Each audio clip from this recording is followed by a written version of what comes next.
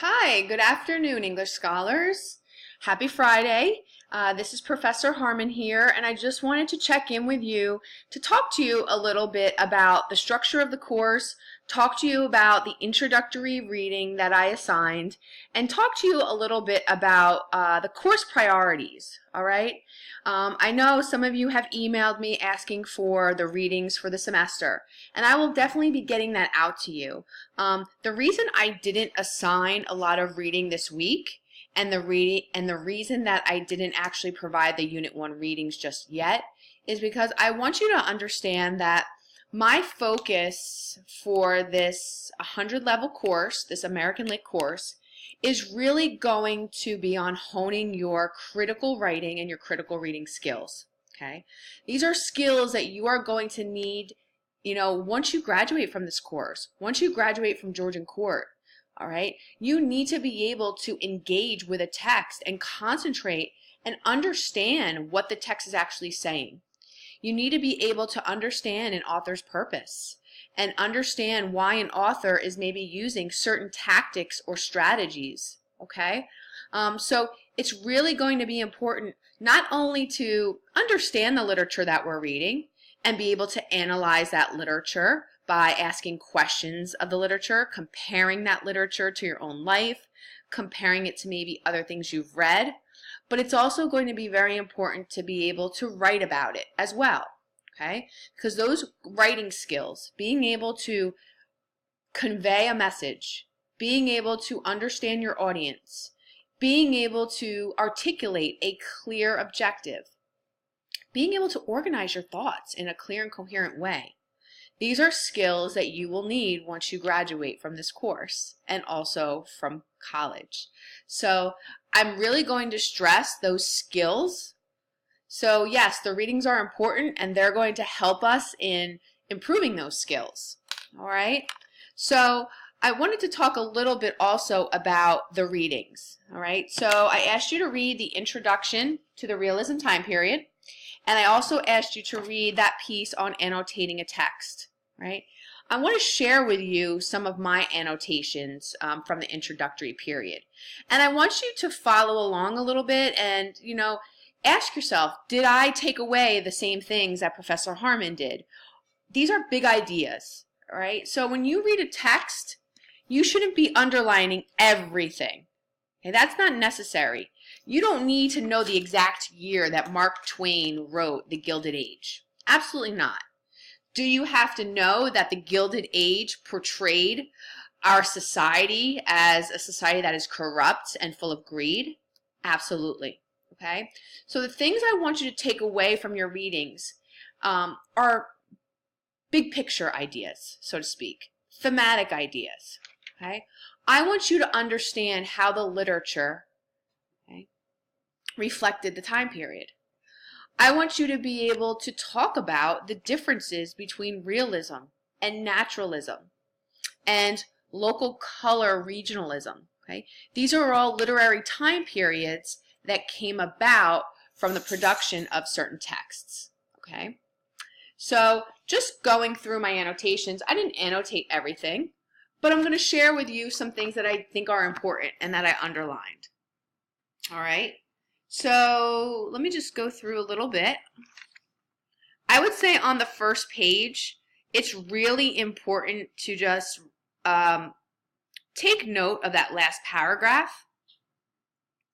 Okay. When it says, American writers scrutinized the world around them, and their observations on the page were frequently accompanied by social commentary, and sometimes, as in the case of Twain, comic wit. Okay. Moving on, as you move on to page 2, the role of literature, in the words of Twain's contemporary, was to cultivate a taste for the distasteful. Okay, so realism, just like the name pretty much says, right, is talking about real life. Okay, it's not like the Romantic period where you had authors philosophizing or observing nature and really prioritizing the natural world. In fact, it's a more realistic approach.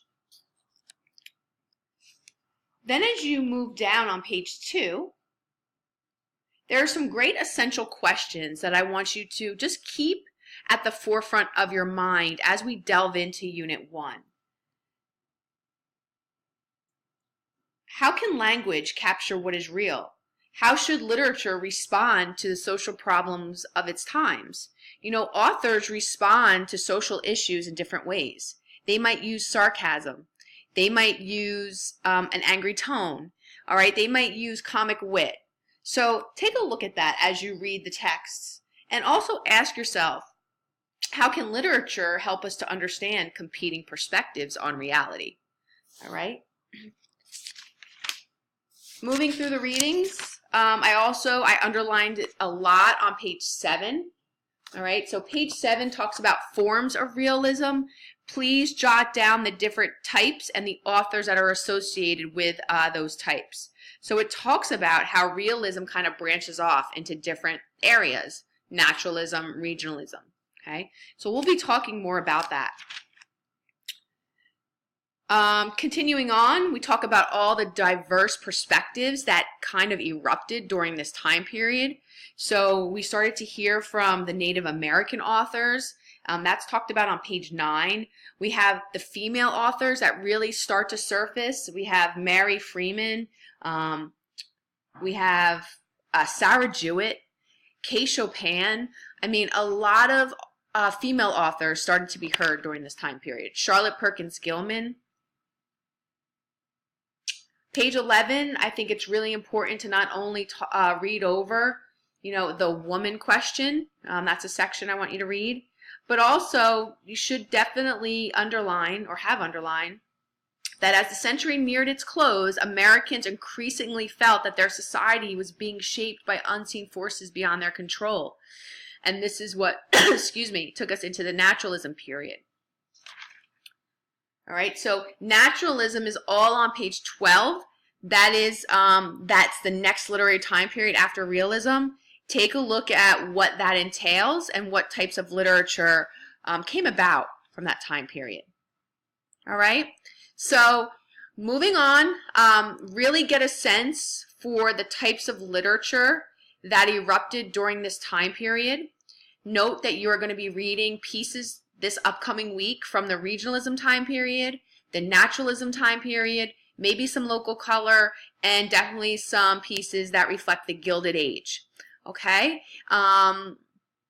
Read, annotate, and then check back on the course announcements. I'll either be looking to post a discussion board, forum assignment, or a quiz, or maybe we can just have an online discussion. I'd love to leave it up to you. I want this class to be really what you need most. So reach out to me via text.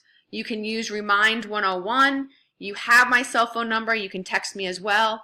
Don't hesitate to reach out to me if you have any questions or concerns, because at the end of the day, my job is to help you succeed. Okay, I want you to succeed, and I'll be giving 110%, and I hope you can give at least 100. All right? Take care. Enjoy your Labor Day weekend, and happy reading.